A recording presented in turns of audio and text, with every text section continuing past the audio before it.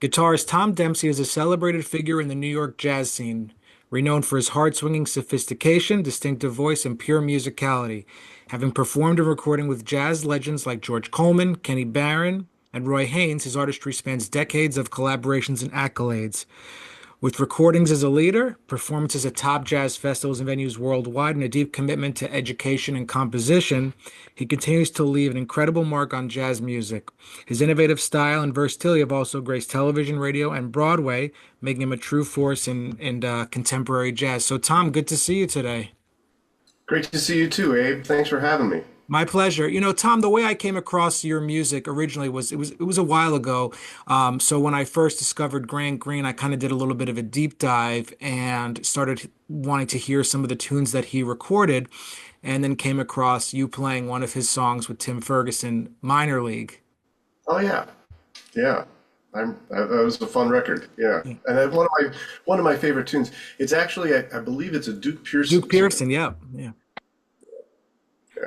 So, your work has been inspiring for so many people, and the educational content you have out is truly amazing. So what drew you to jazz originally, and like, can we just learn a little bit about your earlier influences when you decided you were gonna commit yourself to this music? Yeah. So there were a couple of factors at play. I mean, as long as I can remember, I wanted to play guitar. My first kind of exposure to guitar was a television show called Hee Haw, and also I had a cousin of my mother's who played guitar, and he would play at some family gatherings. So I always knew that I wanted to play guitar. I had toy guitars as a kid. Couldn't really find anybody who would teach me until I was about 8 years old. But I grew up in a town in I call it upstate New York. People would call it Western New York, but it's called Binghamton, New York. And in that town, there were really three, well, there were a few different influences that were going on at the time. A legendary bassist named Slam Stewart actually ended up retiring in Binghamton. He and his wife lived there. And what Slam would do a lot of times is he would do these assemblies in the schools. So he would come to our elementary school and do these concerts a couple times a year.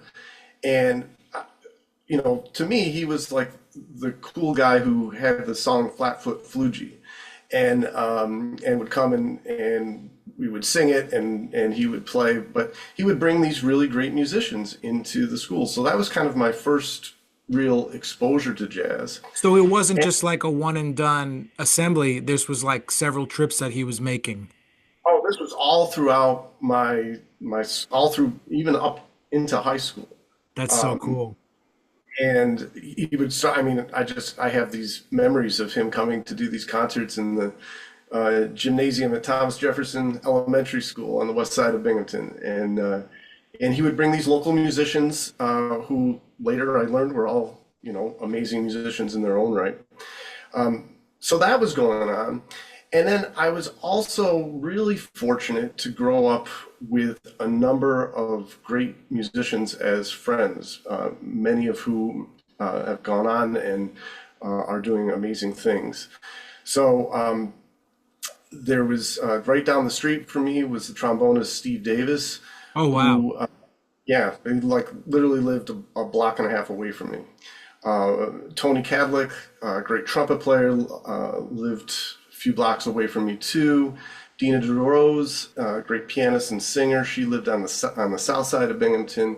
Chris Jensen, amazing tenor saxophonist, who was in the last iteration of Dickie Betts' band. He was also on the south side. John Hollenbeck, great drummer and composer. We were really, really good friends. Did you run And into Rich Mullin at all? Or is Rich that, Mull, yeah, I don't know. I don't believe so. That was the one missing link that we had, is we didn't have a regular bass player. no, the only I asked that Um, because I think he was teaching at Binghamton or still is at one point. That's if, I think so. I could be wrong though, but that there were a lot of musicians who were around. Yeah.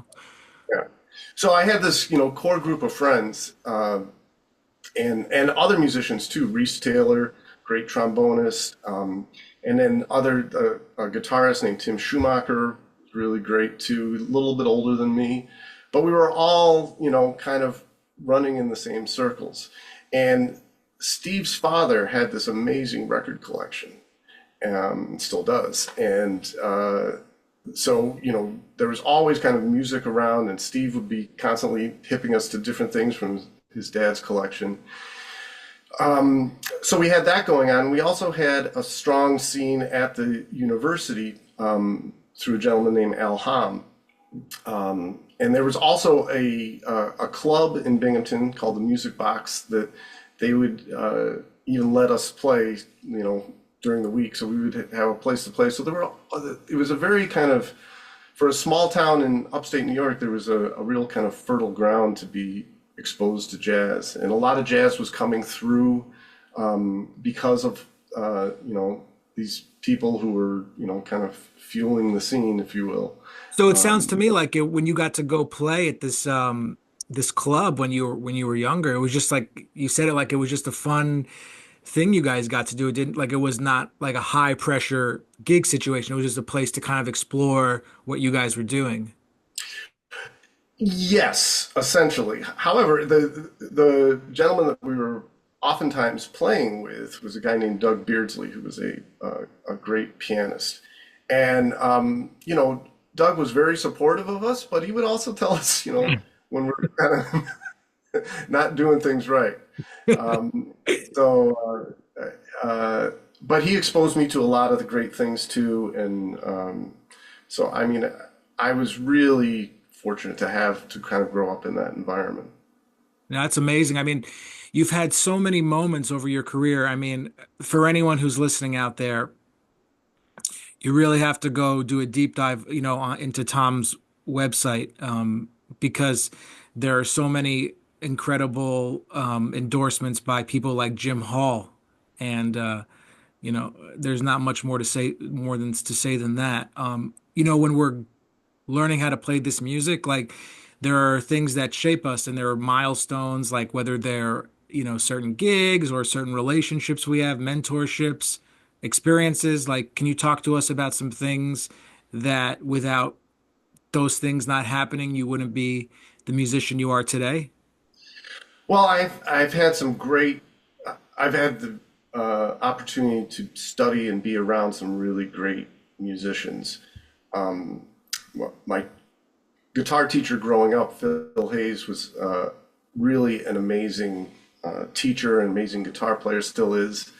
And he, really had this way of organizing every lesson that was just really, it matched my personality very well, and really helpful and supportive. Um, when How I was how in long college, did you study with him for? that's a good question. I'm going to say about 3 or 4 years. And then I studied with a couple of his proteges, but by that time I was getting ready to also to move on to go to college. And when I was in college, I studied with Ted Dunbar. And the you know one of the I mean, besides Ted's musicianship, and one of the things that really drew me to Ted was that I was kind of aware of certain guitar players who were maybe the next my generation or the next generation just ahead of me. And a lot of them studied with Ted. And I was like, well, if they all studied with Ted, then maybe I should see if I can do that. Well, I And know so I was, Pete Bernstein studied with Ted. I was just talking to John Harrington. He studied with Ted yeah, for a bit as well. So, yeah, he taught a lot of, very special musicians. yeah. And like Phil, Ted had a very organized teaching approach. So that really kind of resonated with me. And, he was really like a mentor to me.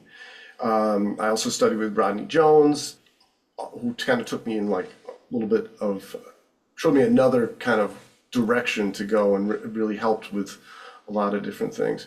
But as far as kind of playing experiences, one of the things that really was pivotal for me is when right around the first time when I first got to New York, I basically started playing in a lot of the kind of organ trio bands. What year was that? I'm sorry, just so we're just, Yeah, around what time was that? so I arrived in New York September of 1991. I remember it very well. And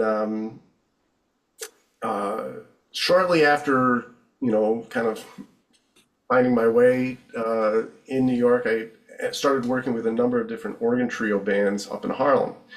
And the great thing about these gigs was that you were playing a lot of blues, and you were playing a lot of, and you were playing a lot too. Like the gigs wouldn't necessarily pay very well, but you were playing a lot, and you were, like the gig might start at, 9 o'clock at night and end at 4 in the morning.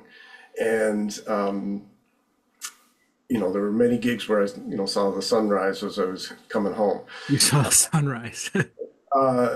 So, but playing that much blues and playing with so many different musicians in that circuit was really great, and that's where I got a chance to play a couple of times with Jack McDuff, and it was just amazing to experience that, and have that really become kind of foundational in my playing, in my music. Well, I've heard people talk about Jack McDuff guitar players when they got to play with him, he would really kind of kick their butt. I have to say, he was the couple of times I played with him. He was.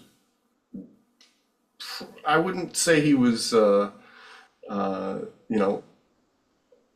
overly like congratulating me or anything else like that. But he was fine with me. He was good. I wasn't intimidating. I mean, Yeah, I mean, when you play with I him, like, I kind of feel like, I mean, was it like almost like he was like he's just one of these people like always in that state of like jazz organ genius. You know what I mean? Like it's just Oh he's yeah, yeah. I mean, always that way.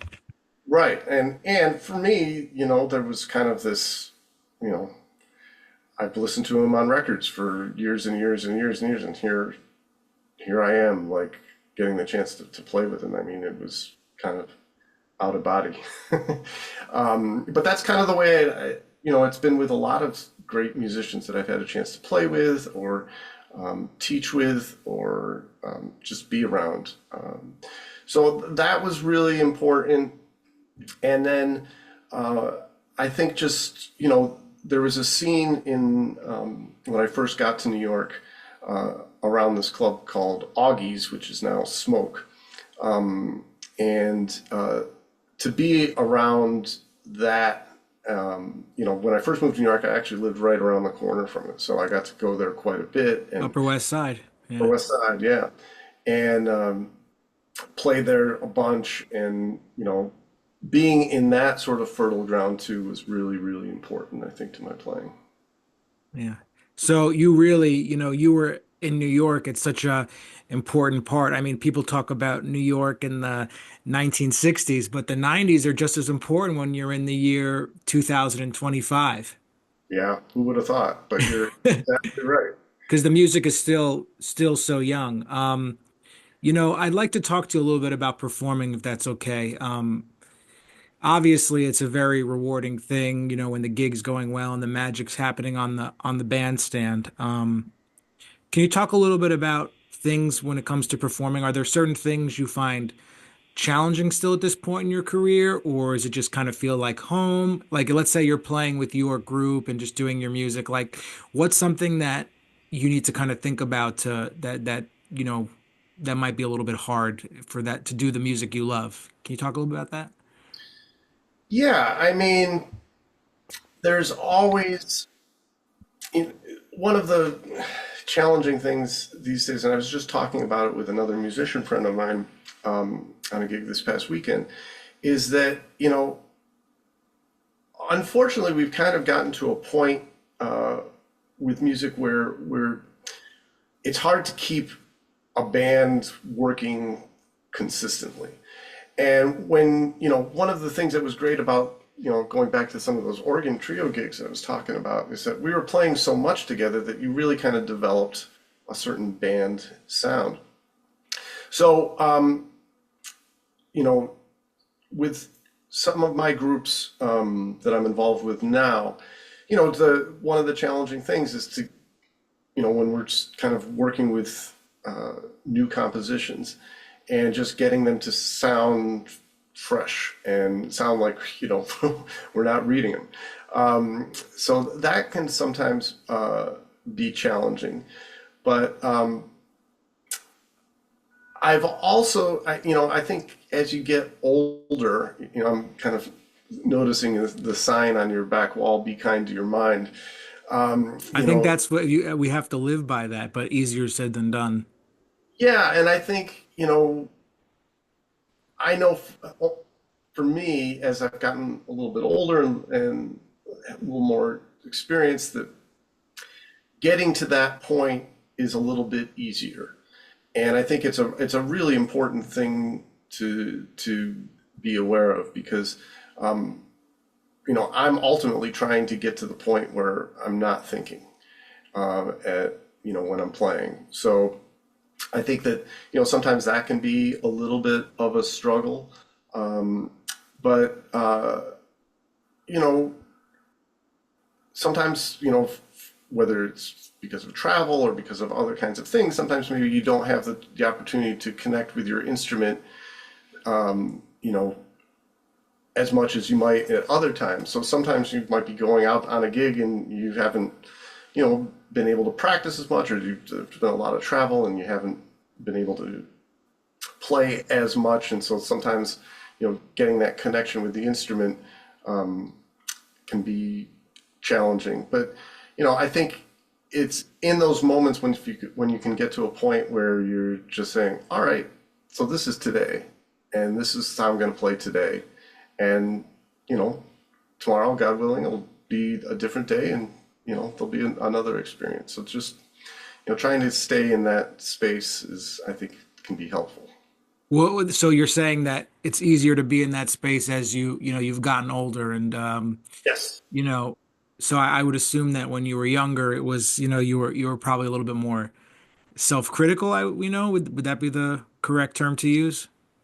Yeah. Well, I think I'm probably equally as self-critical as I was back then, but I think I have other tools kind of in my toolbox to be a little bit kinder, to be self-critical and still be kind to yourself. So, Sure, sure. Um, yeah. you know, uh, when it comes to improvisation, it's like you're saying you want to get to the point where you're not thinking, and you're just doing it, creating the music, and that's the only thing that you're focused on. When you have those moments when you're thinking too much, what can you tell us about getting out of those spaces? Do you have to tell yourself like anything, or is it just maybe pay attention to the other musicians more? Like, how do you come out of that space when you're thinking too much, you think? For me, the best way to do it is to really become much more aware of what I'm hearing, what the music that I'm hearing in my own head, the music that I'm hearing that's around me, really connecting, with this moment that, um, you know, you're interacting, you're having this conversation with other musicians and speaking this language that you share in common. So for me, it's really kind of deepening my listening and really being aware of that allows me to kind of quiet the mind a little bit more. Hmm. Yeah, it's something this is something that artists struggle with all the time. Oh yeah, I'm not saying I've mastered it, believe me, but everything is a work in progress. But I mean, but that's that's like what's so cool about this is that, I mean, the guitar, every single day I learn something new about it. And, how many things in life can we say that about? And to be able to have a life where I'm learning every day and growing every day and, being in that space is really, you know, I'm really grateful for it. Yeah. And I know you were mentioning before that you wish that those opportunities to perform every night at the rate you did when you were, coming up, where it was almost an every night thing, just playing the blues and stuff. Uh, it, it, I don't know if those opportunities exist really anymore in the same way. Yeah, I don't think that they really do. I mean, you can go through certain stretches, but uh, but I try to recreate it as best as I can, kind of in my own world. I mean, this became really true when the pandemic hit, and one of my biggest fears was that, you know, I'd worked all these years on learning all of this repertoire and these songs, and would get reinforced on gigs, and all of a sudden I didn't have gigs. And so I was like, well, I'm not going out to a gig, but I can make the gig like here. So I would, basically put together set lists of songs and make sure like I went through all those songs every That's single day. awesome. And that practice has more or less continued, you know, um, through today. And I think that was kind of an important lesson to take from that. That's great.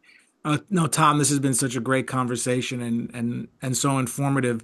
And I love the stuff you said about um, when you just created your own performance opportunities. Like, it's not there, but you're going to act like there is a gig anyway. That's a true artist right there who's not going to become complacent in what they're doing. So, just, want to say thank you so much for talking with me. And where can everybody find your website, social media, all that stuff? Yeah, so my website is tomdempseymusic.com. Also tomdempsey.com. I don't use that as much as I should, but I'm hoping to maybe make it. I've had Tom Dempsey Music for so long, I haven't really made that shift. But also Tom Dempsey Music for Instagram and Facebook, and uh, yeah. Beautiful. No, thank you so much. Thank you so much, Abe. It was really great to talk with you. I really My appreciate it. pleasure.